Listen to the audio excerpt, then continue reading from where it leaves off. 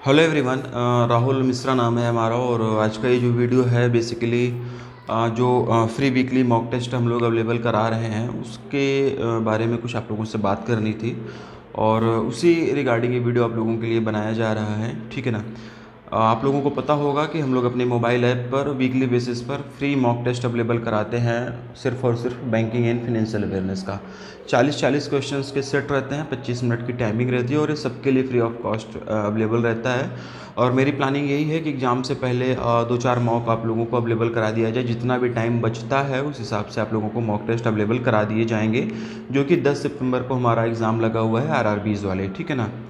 तो हुआ क्या था कि जब पहला मॉक टेस्ट मैंने मतलब अवेलेबल कराया था आप लोगों के लिए, पहला मॉक टेस्ट जब मैंने बनाया था तो उसमें डायरेक्ट क्वेश्चंस मैंने जो भी अपना पेड कंटेंट था, जो भी हमारी पीडीएफ थी, जो भी हमारे वीडियोस थे जो आप लोगों ने ले रखा था, जो आप लोगों ने पढ़ा था, डायरेक्ट क्वेश्चन वहाँ से मैंने उठाए थे और वहाँ पे लोगों के ठीक ठाक नंबर आ गए थे। इवन ये था कि आउट ऑफ 40 36 पॉइंट समथिंग करके, मतलब 36-37 तक लोगों के नंबर आ गए थे। ठीक है। तो काफ़ी सारे लोगों को लगा कि हाँ ठीक है, तैयारी अच्छी है, बढ़िया है और मतलब ठीक ठाक था, वहाँ तक चीज़ें बढ़िया चल रही थी। लेकिन उसके बाद में हुआ क्या कि कल संडे था और कल वाला जो मैंने वीकली मॉक टेस्ट अपलोड किया उसको थोड़ा सा मैंने टफ़ करने की कोशिश की। हालांकि कंटेंट सारा वहीं से उठाया था जो आप लोगों को पढ़ाया गया था, जो आपने वीडियोस में पढ़े थे हमारे, जो आपने पीडीएफ्स में पढ़े थे, सारे के सारे कंटेंट वहीं से उठाए गए थे। लेकिन हुआ क्या कि थोड़ा सा चीज़ों को कॉम्प्लिकेटेड किया गया। आप लोग क्या करते हैं, आप लोग जब अपनी तैयारी करते हैं तो वन लाइनर क्वेश्चंस पे या जिस तरीके से क्वेश्चन आपको मैं पढ़ा रहा हूँ सिर्फ उतना ही उसी पे फोकस करते हैं। मैं बार बार अपनी वीडियोस में बोलता हूँ, बार बार मैं हमेशा आप लोगों को ये चीज़ें रिमाइंड कराता रहता हूँ कि जो भी चीज़ें एक्सप्लेनेशन में बताई जा रही हैं उस पर भी फोकस करो। क्वेश्चन किस तरीके से फ्रेम किया जा सकता है ये भी मैं आप लोगों को अपने वीडियोज़ में बताता रहता हूँ कि इस तरीके से भी एग्जामिनर क्वेश्चन फ्रेम कर सकता है। उसके लिए भी हमको मेंटली प्रिपेयर होना पड़ेगा।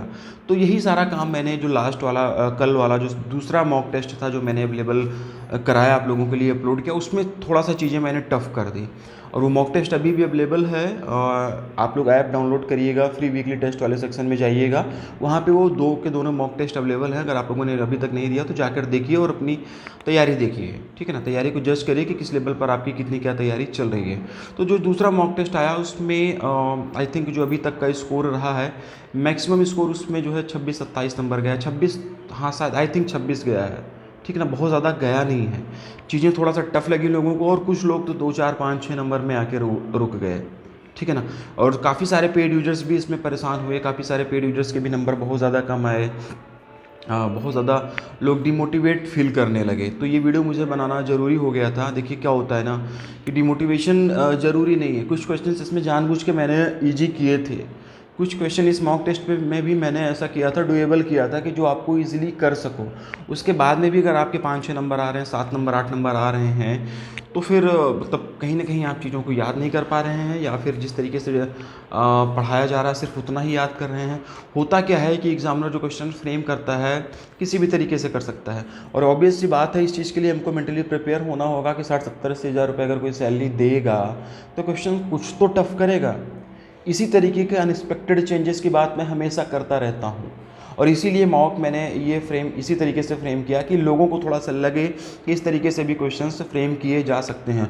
और ऐसा कोई क्वेश्चन नहीं उठाया इसमें मैंने जो मैंने आपको पढ़ाया ना हो, जो आपको वीडियोज़ में ना मिले हों, जो आपको पीडीएफ्स में भी ना मिले हों। ठीक है ना। तो ये जानना और ये देखना आप लोगों का अब काम बनता है कि मतलब आप लोग किस तरीके से तैयारी कर रहे हो, कितना बारीकी से जाके कर रहे हो। मतलब ऊपर ऊपर से पढ़ के जाने से सिलेक्शन नहीं हो सकता है। ठीक ना। पेपर टफ किया जा रहा है डे बाय डे, तो इस तरीके के अनएक्सपेक्टेड चेंजेस के लिए भी हमको तैयार रहना होगा। और जिन लोगों के नंबर कम आए हैं, बहुत सारे लोग इतने ज़्यादा नेगेटिव मैसेजेस आने लगे, ऐसे लोगों की वाइब्स आने लगी, तो मुझे सामने आना पड़ा कि भाई डरो नहीं, लास्ट मोमेंट चल रहा, डरना नहीं है। ये मॉक टेस्ट सिर्फ इसलिए बनाया गया था कि आप अपने आप को जज कर सको। अभी भी 10-15 दिन का टाइम है, रिवीजन करो, चीज़ें हो जाएंगी। और ज़रूरी नहीं कि ऐसे ही मॉक टेस्ट आए, ज़रूरी नहीं कि एग्जामिनर ऐसे ही क्वेश्चंस पूछे। इससे टफ भी पूछ सकता है, इससे ईजी भी पूछ सकता है, ऐसे भी पूछ सकता है। ठीक है ना। इस पे भी चीज़ें डिपेंड करती हैं और इसके साथ साथ भी चीज़ें इस पे भी डिपेंड करती है कि जिस दिन एग्ज़ाम होता है उस दिन आपका दिन कैसा है। आपके जोन में चीज़ें चली गई, आपकी साल भर की पढ़ाई सार्थक हो जाने वाली है। आप साल भर बहुत अच्छा पढ़े हो लेकिन आपके जोन में नहीं चीज़ें आई, एक दो क्वेश्चंस आपके शुरू में गलत हुए और आपका कॉन्फिडेंस लेवल खत्म हुआ, फिर आपके पूरा का पूरा पेपर बेकार हो जाने वाला है। तो काफ़ी कुछ चीज़ें उस पर भी डिपेंड करती हैं कि जिस दिन आपका एग्ज़ाम है किस तरीके से उस दिन आपका दिन है, क्या आपकी तैयारी है। तो बहुत ज़्यादा डिमोरलाइज़ होने की ज़रूरत नहीं है, बहुत ज़्यादा डिमोटिवेटेड होने की ज़रूरत नहीं है, ठीक है ना। ये सिर्फ़ और सिर्फ इसलिए बनाया गया था कि इस तरीके से भी क्वेश्चंस आते हैं। 5-6 नंबर 7 नंबर भी जिनके आए हैं, ठीक है ना, सेक्शनल निकल रहा है ना भाई, ये वाली ठीक है, अब संतोष तो करना पड़ेगा कुछ ना कुछ करके। सेक्शनल आपका निकल रहा है, आपकी तैयारी अच्छी है। ये पेपर मॉक टेस्ट जानबूझ के डिफ़िकल्ट बनाया गया था, मैंने लिटरली जानबूझ के डिफ़िकल्ट बनाया था। सब कुछ आपको पढ़ा हुआ लग रहा था लेकिन आप बारीकी से पढ़े नहीं, चीज़ों को ध्यान में रखे नहीं, चीज़ें गलत हो गई। कुछ सिली क्वेश्चंस लोगों के गलत हो गए, उस तरीके के मैसेजेज आए। मैं बार बार headquarters, tag line, establishment year, paid up capital और ये सारी चीज़ें बताता रहता हूँ, ठीक है। तो वो चीज़ें अगर आप लोग नहीं याद रखोगे और उस तरीके से छोटे क्वेश्चंस अगर आपके गलत होंगे तो लिटरली फिर आप खुद को माफ़ नहीं कर पाओगे एग्ज़ाम के बाद। होता क्या है कि नंबर ऑफ़ वैकेंसीज़ कम है, आप लोगों को बहुत अच्छे से पता है।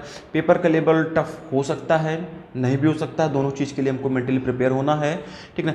जैसे पढ़ा रहा हूँ डिक्टो क्वेश्चंस ऐसे नहीं आता है, किसी भी टीचर्स का नहीं आता है। क्वेश्चन की फ्रेमिंग दूसरे तीसरे चौथे तरीके से की जा सकती है। क्वेश्चन किस तरीके से बनते हैं ये मैं अपने वीडियोज़ में लगातार आप लोगों को बताता रहता हूँ कि इस पॉइंट्स को ध्यान देना, यहाँ से क्वेश्चन बनेगा, ठीक है। तो उस तरीके से चीज़ों को करो और बहुत ज़्यादा डिमोटिवेटेड होने की ज़रूरत नहीं है, बहुत ज़्यादा डिमोरलाइज होने की ज़रूरत नहीं है, बहुत ज़्यादा पैनिक होने की ज़रूरत नहीं है, ठीक है। क्वेश्चन टफ बनाया गया था, नंबर कमाना ही था, वो मुझे भी पता था। और फिर उसके बावजूद भी मैंने कुछ क्वेश्चंस ऐसे फ्रेम किए थे जो ड्यूएबल हैं, जो सब कर पाएँ, एटलीस्ट 10-15 नंबर सबके आ सकें, इस हिसाब से मैंने फ्रेम किया था। और इसके बाद में भी अगर आपके 10-15 नंबर नहीं आ रहे हैं तो सीरियसली फिर आपकी तैयारी अच्छी नहीं है।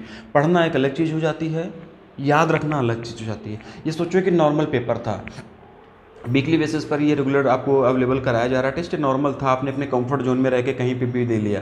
सोचो जब आप एग्ज़ाम में दोगे तो एग्ज़ाम का प्रेशर अलग से रहेगा, तो प्रेशर में कैसे परफॉर्म करना है वो भी ज़रूरी होता है। तो उस कंडीशन के लिए उस कंडीशन से निपटने के लिए मैं बार बार बोलता हूँ कि मॉक टेस्ट दो, मॉक टेस्ट दो, प्रैक्टिस करो। बार बार मैं बोल रहा हूँ कि भाई मॉक टेस्ट दो, अभी टाइम नहीं है ज़्यादा। बैंक एग्जाम में अगर आपको सिलेक्शन लेना है तो मॉक टेस्ट देना होगा, ठीक है ना।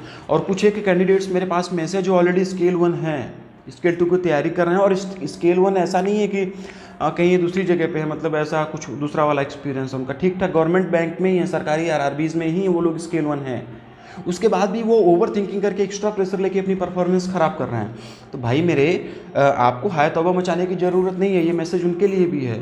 आप ऑलरेडी एक जॉब में हो, ठीक है यार, अपने स्टेट में नहीं हो कोई बात नहीं है ना, लेकिन इतना सोच के इतना प्रेशर लेके अपनी परफॉर्मेंस नहीं ख़राब करनी है। जिनके पास में जॉब नहीं है या जो प्राइवेट में स्ट्रगल कर रहे हैं या फिर कुछ और जिनकी फैमिली कंडीशन नहीं है या फिर कुछ और सिनेरियो बन रहा है, वो लोग अगर थोड़ा बहुत प्रेशर लें, जॉबलेस हैं, जॉब छोड़ के तैयारी कर रहे हैं, वो लोग अगर थोड़ा प्रेशर लें तब तो जायज़ बनता है। लेकिन जो लोग ऑलरेडी जॉब में हैं, अच्छी खासी जॉब चल रही है, स्केल 1 ऑफिसर हैं, और आप लोग अगर प्रेशर लेके इस तरीके से अपनी परफॉर्मेंस ख़राब करोगे तो फिर ये लिटरली, मतलब मुझे भी नहीं अच्छा लगा और आपको भी नहीं अच्छा लगा होगा। और इसीलिए मुझे सामने फिर से आना पड़ा। कल ही संडे था, कल ही हम लोग लाइव आए थे, लेकिन कल रात में मैंने 9-10 बजे ये टेस्ट अपलोड किया और उसके बाद में फिर ऐसी मतलब चीज़ें हुई, बैक टू बैक ऐसे मैसेजेस आने शुरू हुए। फिर मैंने भी रिज़ल्ट वगैरह बैकेंड पे देखा, कुछ अच्छे स्टूडेंट्स थे जिनसे मुझे बहुत ज़्यादा उम्मीदें हैं, जो हमेशा अच्छे कर रहे हैं, उनके भी नंबर कम आए, ठीक है ना। तो फिर मुझे लगा कि नहीं, मतलब थोड़ा सा चीज़ें सही नहीं हैं, तो मुझे सामने आना पड़ा। तो पेपर टफ था, पेपर के लिए आप परेशान मत हो। मैं चाहता हूँ तो इजी बना सकता था, जैसे लास्ट बार बनाया था, 40 में 40 आप ले आते, 35, 36, 37 ले आते, लेकिन इस तरीके से भी क्वेश्चन फ्रेम करना ज़रूरी था। आपको आईना दिखाना ज़रूरी है, आपको ये समझ में आना चाहिए कि हमारी तैयारी किस तरीके से चल रही है। पेपर हो सकता है कि इससे ईजी आ जाए, आप इससे अच्छा स्कोर कर जाओ, ठीक है ना। लेकिन मेरी जो जिम्मेदारी बनती है एज ए टीचर वो यही है कि मैं आप लोगों को हर तरीके के क्वेश्चन से रूबरू करवाऊँ, हर तरीके से बताऊँ कि किस तरीके से क्वेश्चंस पूछे जा सकते हैं। मैंने काफ़ी सारे क्वेश्चंस आरबीआई के सर्कुलर से उठाए हुए थे। काफ़ी सारे लोग आरबीआई के सर्कुलर को हवा में ले रहे हैं, ऐसे नहीं होता है। आरबीआई के सर्कुलर को आपको याद करना होगा, पढ़ना पड़ेगा। लास्ट टाइम चल रहा है, ज़्यादा चीज़ें ना भी याद कर पाओ, ज़्यादा रिवीजन का टाइम नहीं मिल रहा है तो सिर्फ आरबीआई से रिलेटेड न्यूज़ याद कर डालो, पीडीएफ उठाओ, पढ़ना स्टार्ट करो, जहाँ पे आरबीआई है उस पर ज़्यादा फोकस करो, कल्याण आपका यहीं से हो जाना है, ठीक है ना। इससे ज़्यादा, मतलब अगर आपकी तैयारी अभी तक भी अच्छी नहीं है तो सिर्फ आरबीआई से रिलेटेड न्यूज़ पढ़ डालो, आरबीआई से रिलेटेड सारी न्यूज़ पढ़ डालो, आरबीआई के सर्कुलर पढ़ डालो, लोन अमाउंट पढ़ डालो, और लोन से रिलेटेड जितने भी क्वेश्चन है, जीडीपी प्रेडिक्शन पढ़ डालना, मॉनेटरी पॉलिसी पढ़ डालना, पीडीएफ अवेलेबल करा दी गई है, स्मॉल सेविंग स्कीम्स पढ़ डालना, ठीक है ना। आपका काम हो जाने वाला है, यहाँ से हो जाने वाला है। लेकिन इतनी चीज़ों को तो डीप में करो, इतनी चीज़ें डीप में करो, पहली बात। और दूसरी बात कि मैं फिर से बोलूँगा, बिल्कुल भी डिमोटिवेटेड नहीं होना। ये लास्ट टाइम चल रहा है, क्रूशियल टाइम चल रहा है। इसमें बहुत सारे लोग ऐसे थे जिन्होंने, मैंने जब अप्रैल में या मार्च में कोर्स जब भी लॉन्च किया था, वो शुरू से हमारे साथ में जुड़े हुए हैं। लगातार उनका इंटरेक्शन मेरा हो रहा है, उनसे बातचीत मेरी हो रही है। वो हमेशा जब भी किसी भी दूसरे प्लेटफॉर्म से मॉक टेस्ट देते हैं, अपना स्कोर मुझे शेयर करते हैं। काफ़ी अच्छा परफॉर्म कर रहे थे, लेकिन कल के मॉक टेस्ट में थोड़ा सा चीज़ें उनके साथ में गड़बड़ हुई और वो लोग एकदम डर गए और एकदम ऐसे मतलब हताशा वाली सिचुएशन हो गई। तो फिर मुझे सामने आना पड़ा कि आप लोगों को बिल्कुल भी डिमोटिवेटेड नहीं होना है, बिल्कुल भी ऐसा नहीं फील करना है, ठीक है ना। आप लोगों को सिर्फ मतलब आप लोग तो 4-5-6 सब्जेक्ट पढ़ रहे हो ना, मैं तो सिर्फ एक ही सब्जेक्ट पढ़ा रहा हूँ। उसके बाद में भी चीज़ें मुझे भूल जाती हैं, कई बार नहीं याद रहता। किसी भी टीचर को सारी चीज़ें हमेशा नहीं याद रहती हैं। हाँ, ये बात अलग है कि आपसे ज़्यादा मुझे पता रहता होगा, ठीक है ना। ज़्यादातर मैं कंटेंट पे काम करता रहता हूँ, तो मैक्सिमम चीज़ें हो सकता है कि मुझे याद हो, लेकिन ऐसा नहीं कि सारी चीज़ें मुझे भी आती हैं। कहीं ना कहीं किसी न किसी लेवल पर मैं भी भूलता हूँ। तो उस कंडीशन में रिवीजन करो, याद करो। और 40 आउट ऑफ 40 हमें लेना भी तो नहीं है ना। ये तो हमें सोच के जाना नहीं है कि 40 आउट ऑफ 40 लेना है हमें, ठीक है ना। 25 प्लस टारगेट करो, 30 प्लस आ जा रहा बहुत है, वेल एंड गुड है। मेहनत करके अच्छे नंबर ले आए जा सकते हैं। जितनी ज़्यादा इसमें मेहनत कर लोगे, जैसे लास्ट ईयर क्वेश्चन आया था 40 आउट ऑफ मतलब 40 क्वेश्चन में से लगभग 35-36 क्वेश्चन डायरेक्टली मेरे पढ़ाए हुए आए थे, ठीक है ना। तो पीडीएफ इतनी अच्छी आप लोगों को अवेलेबल कराई जा रही है, वीडियो कोर्स इतना अच्छा, वीडियो में इतनी अच्छी से सारी चीज़ें आपको समझाई जा रही हैं, कंटेंट इतना परफेक्ट और इतना सफिशियंट आप लोगों के पास में है कि कहीं इधर उधर भटकने की ज़रूरत है ही नहीं है। जो चीज़ें पढ़ाई गई इसको मल्टीपल टाइम पे रिवीजन करो। 6, 7, 8, 9 नंबर जिनके हैं ना, लिटरली मतलब आपको सोचने की ज़रूरत है। मेरे पास में रात में भी बहुत सारे कॉल्स आ गए, लोग इतना ज़्यादा पैनिक क्रिएट करके इतना डर गए कि 1-1, 2-2 बजे रात में मेरे पास में कॉल आने लगा कि सर ऐसे आएगा तो क्या होगा। डरना मतलब डरो नहीं, इतना डरने की ज़रूरत नहीं। पेपर टफ बनाया गया था और टफ आएगा तो सबके लिए आएगा। लास्ट टाइम पे पहले मॉक टेस्ट में जो इससे पहले वाला मॉक टेस्ट था उसमें जिसके 36 नंबर थे, 35 नंबर थे, वो इस बार 22-23 पे आ गए हैं। तो आप उनकी परफॉर्मेंस घटी है तो आपकी भी घटी है, ठीक है ना। तो ये सारी चीज़ें सोच के बहुत ज़्यादा ओवर थिंकिंग नहीं करनी, बहुत ज़्यादा पैनिक क्रिएट नहीं करना है। जो भी चीज़ें थी हो गई हैं। हाँ, ये जानो कि पेपर इस तरीके से पूछा जा सकता है, ठीक है ना। लोन अमाउंट के क्वेश्चंस लोगों के गलत हो गए, आरबीआई सर्कुलर की चीज़ें गलत हो गई। तो मैं बार बार बताता हूँ कि आरबीआई के सर्कुलर, आरबीआई से रिलेटेड जो भी डाटा है, आरबीआई से रिलेटेड जो भी न्यूज़ है, उसको सबको पढ़ना पड़ेगा, याद करना पड़ेगा, लोन अमाउंट याद करना पड़ेगा। एक लोन अमाउंट में 3-3 प्रोजेक्ट के लिए लोन दिए जाते हैं। 100 करोड़ या 100 मिलियन यूएसडी का कोई लोन अमाउंट पास हुआ किसी परियोजना के लिए, उस पर्टिकुलर परियोजना में 3 सब परियोजनाएं और होती हैं छोटी छोटी, और उन तीनों परियोजनाओं में 25-25 या 75 या 25-50 या जिस तरीके से बांट दिया जाता है उस 100 मिलियन यूएसडी को, तो वो भी आपको याद करना होगा। और ऐसा नहीं कि क्वेश्चन ऐसे फ्रेम किए थे, मैंने बताया भी था किस तरीके से चीज़ें आती हैं, ठीक है। तो इस तरीके से तैयारी करो और अभी भी कुछ बिगड़ा नहीं है। पहली चीज़ तो ओवर थिंकिंग ना करो, जो होगा होगा। चीज़ें दो ही होंगी, या तो सिलेक्शन होगा या तो नहीं होगा। दाल रोटी चल रही है ना अभी, थोड़ा सा अच्छे से नहीं चलेगी, थोड़ा सा स्ट्रगल करना पड़ेगा, 1 साल और करेंगे। ये लास्ट मोमेंट है, एक्स्ट्रा पैनिक क्रिएट करके ओवर थिंकिंग करके परफॉर्मेंस नहीं ख़राब करनी है। साल भर जो करते हैं उसी तरीके से चीज़ों को फॉलो करना है, अच्छे से पेपर देना है, ठीक है। पेपर की डेट चेंज होने की, एक्सटेंड होने की हवा चल रही है।